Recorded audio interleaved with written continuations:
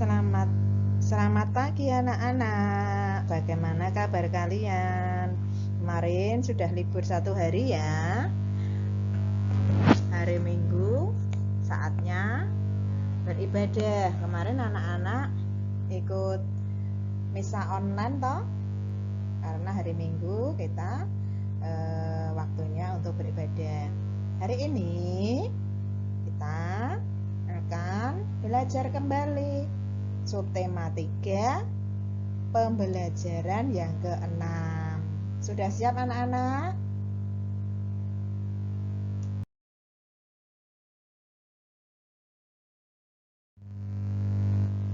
Anak-anak, marilah kita awali kegiatan belajar hari ini dengan berdoa terlebih dahulu. Dalam nama Bapa, Putra, dan Roh Kudus. Amin. Bapa yang Maha Baik, kami berterima kasih karena pagi hari ini kami akan belajar kembali. Berkatilah Tuhan sehingga kami dapat menerima pelajaran hari ini dengan baik. Santo Petrus Canisius, doakanlah kami. Dalam nama Bapa, Putra, dan Roh Kudus. Amin. Anak-anak, hari ini kita akan belajar contoh perilaku sesuai dengan sila keempat dan kelima Pancasila ya. Yang kedua, hari ini kita akan belajar tentang pengurangan. Kemarin anak-anak juga sudah belajar tentang simbol-simbol Pancasila dari sila 1 sampai sila yang kelima. Kemudian bunyinya ya sudah diminta untuk menghafalkan kemarin. Hari ini kita akan belajar perilaku yang sesuai dengan sila keempat dan kelima Pancasila. Di kelasnya IMA itu akan diadakan kegiatan membersihkan lingkungan sekolah. IMA dan teman-teman ini sedang mengadakan musyawarah untuk membagi tugas. Mereka saling menyatakan pendapat sehingga menghasilkan kesepakatan.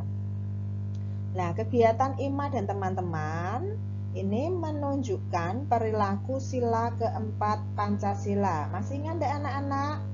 Simbol sila 4 Pancasila itu apa? Masih ingat? Simbol sila keempat Pancasila adalah kepala banteng.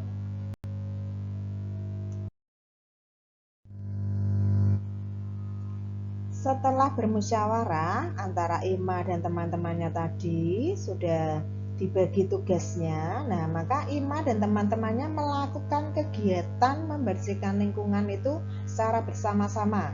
Karena tadi tugasnya sudah dibahas, sudah dibagi dengan adil, maka langkah selanjutnya yaitu melakukan tugas itu dengan baik dan tanggung jawab. Nah, kegiatan membagi tugas dengan adil itu adalah contoh perilaku sila kelima Pancasila. Masih ingat enggak bunyi sila kelima Pancasila? Anak-anak masih ingat enggak ya bunyinya? Bunyinya apa? Sila kelima Pancasila? Bunyinya keadilan sosial bagi seluruh rakyat Indonesia. Setelah tadi IMA dan teman-teman melakukan musyawarah untuk membagi tugas agar masing-masing orang mendapatkan pekerjaan secara adil. Kemudian yang dilakukan IMA dan teman-temannya adalah melakukan tugas yang sudah dibagi tadi. Misal si IMA mendapatkan tugas menyapu kelas, si Jaka mendapatkan tugas menyapu halaman. Itu kan sudah dibagi tadi saat musyawarah. Nah, pembagian tugas secara adil ini merupakan contoh perilaku sila kelima Pancasila. Masih ingat enggak anak-anak? Simbolnya sila kelima itu apa? Masih ingat enggak? Simbol sila kelima adalah padi dan kapas ya. Masih ingat ya anak-anak? Diingat-ingat itu. Anak-anak, ini ada contoh perilaku yang sesuai dengan sila keempat Pancasila ya. Sila keempat Pancasila tadi adalah simbolnya kepala benteng ya. Contoh perilaku sesuai dengan sila keempat itu apa saja? Yang pertama, bermusyawarah. Jika ada permasalahan, melakukan musyawarah. Tadi ada kegiatan kerja bakti lingkungan, itu terus anak-anak melakukan musyawarah terlebih dahulu ya. Kemudian contoh yang kedua yaitu saat melakukan musyawarah itu kan setiap peserta harus mengeluarkan pendapat. Nah, bagi pendapatnya yang berbeda, itu anak-anak harus belajar menghormati ya, menghormati pendapat orang lain. Kan tidak setiap anak itu punya pendapat yang sama. Jadi, jika ada teman yang punya pendapat berbeda, anak-anak harus belajar untuk menghormati. Walaupun pendapatnya berbeda, kita tidak boleh memaksakan kehendak atau memaksakan pendapat teman itu harus sama dengan kita, itu tidak boleh ya. Contoh perilaku sesuai sila keempat berikutnya adalah tidak memaksakan kehendak kepada teman. Jadi kalau teman kamu itu punya pendapat berbeda dengan kalian tidak boleh memaksa. Itu adalah contoh perilaku sesuai dengan sila keempat Pancasila. Nah, sekarang kita akan belajar contoh perilaku sesuai dengan sila kelima. Sila kelima simbolnya adalah padi dan kapas. Contoh perilakunya yang harus dilakukan apa sesuai dengan sila kelima? Contohnya yang pertama, saat di kelas itu harus menjaga ketenangan ya, tidak boleh ribut. Jadi kalau ada anak yang ribut di kelas saat pelajaran itu berarti tidak sesuai dengan sila kelima. Jadi saat di kelas anak-anak harus menjaga ketenangan. Jika anak-anak sudah tenang saat belajar itu sudah menerapkan sila kelima Pancasila. Contoh penerapan sila kelima Pancasila berikutnya adalah menjaga kebersihan lingkungan. Jadi saat anak-anak itu melihat ada kertas atau ada sampah berserakan, anak-anak sudah mau menyapu, sudah mau mengambil, kemudian dibuang ke tong sampah, itu anak-anak sudah menerapkan perilaku sila kelima, menjaga kebersihan ya. Contoh berikutnya yang sesuai dengan sila kelima yaitu menghargai hasil karya teman. Setiap anak punya hasil karya yang berbeda-beda. Entah itu baik, entah itu biasa. Anak-anak harus belajar untuk menghargai, tidak boleh mengejek ya. Itulah tadi contoh perilaku sesuai dengan sila kelima Pancasila.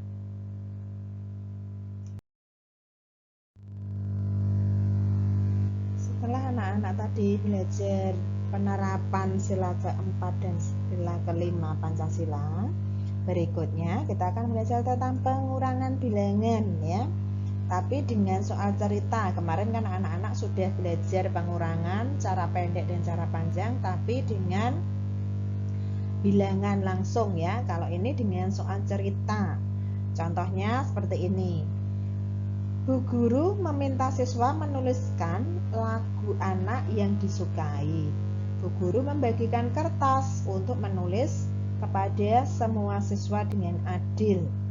Mula-mula ada 275 lembar kertas. Kertas dibagikan pada siswa sebanyak 39 lembar. Berapa sisa kertas Bu guru yang masih ya? Caranya bagaimana?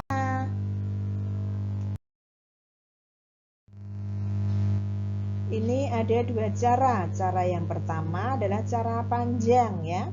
Tadi Bu Guru punya 275 kertas.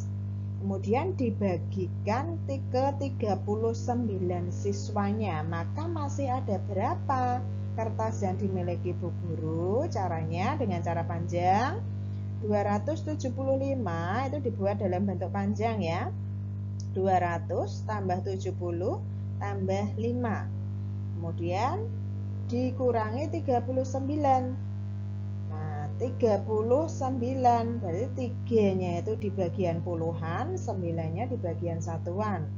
3 ditulis 30 dan 9 ditulis 9. Kemudian dikurangi ya. Bagian dimulai dari bagian paling kanan atau bagian satuannya. 5 dikurangi 9 kan tidak bisa karena 5 lebih kecil dari angka 9. Maka caranya pinjam di puluhannya. 7-nya itu dipinjam 1, jadi tinggal 6 ya, jangan lupa ditulis 6. Kemudian ini jadi 15. 15 dikurangi 9 ada 6. Kemudian bagian puluhannya tadi kan sudah dipinjam 1, jadi 60. 60 dikurangi 30, jadi 30. Kemudian 200-nya karena nggak ada pengurangnya, maka ditulis sama 200. Hasilnya tinggal 236. Jadi kertas yang masih ada di Bu Guru ada 236. Ini ada cara pendeknya juga sama caranya ya anak-anak. Semoga paham ya.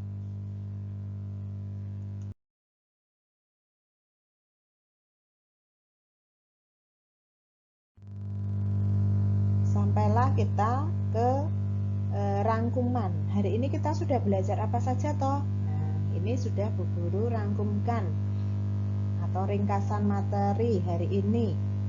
Yang pertama, musyawarah itu dilakukan untuk mengambil suatu keputusan ya. Keputusannya harus mencapai mufakat atau kesepakatan. Saat sudah mencapai mufakat, semua peserta harus melakukannya dengan penuh tanggung jawab. Kemudian pengurangan itu bisa dikerjakan dengan cara panjang dan cara pendek. Yuk anak-anak, sekarang silakan anak-anak belajar untuk merefleksikan ya. Silakan anak-anak duduk dengan tenang. Bu Guru akan bertanya, silakan anak-anak menjawabnya dalam hati. Ketika anak-anak itu berpendapat, kadang kan tidak sama dengan teman pendapat kita itu. Apa yang harus dilakukan ketika pendapat anak-anak itu berbeda dengan teman? Pernah kan mengalami seperti itu, Nak? Nah, apakah harus marah dengan teman yang berbeda pendapat? Ataukah harus acuh tak acuh? Atau bagaimana?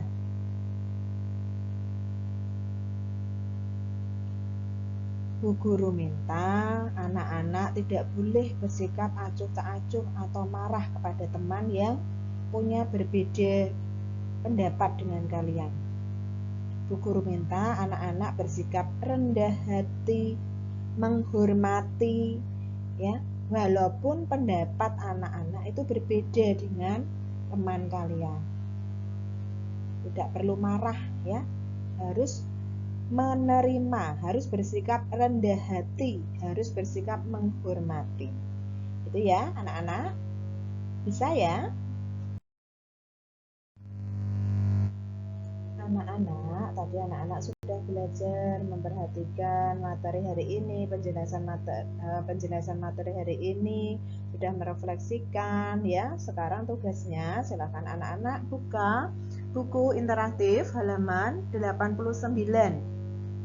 Coba anak-anak lihat bagian C ya, itu ada 5 soal. Silakan dibaca dulu soalnya, dipahami dulu, baru nanti silakan anak-anak belajar mengerjakannya ya. 5 soal nanti dikerjakan di buku tulis jawaban saja. Jika sudah selesai, kirim ke Bu Guru. Terima kasih anak-anak, selamat mengerjakan, sukses ya. Anak-anak, pelajaran hari ini sudah selesai ya. Bu Guru harap anak-anak masih tetap semangat, tetap menjaga kesehatan, dan sampai jumpa besok. Terima kasih sekali lagi untuk kebersamaannya. Salam sehat dan berkah dalam.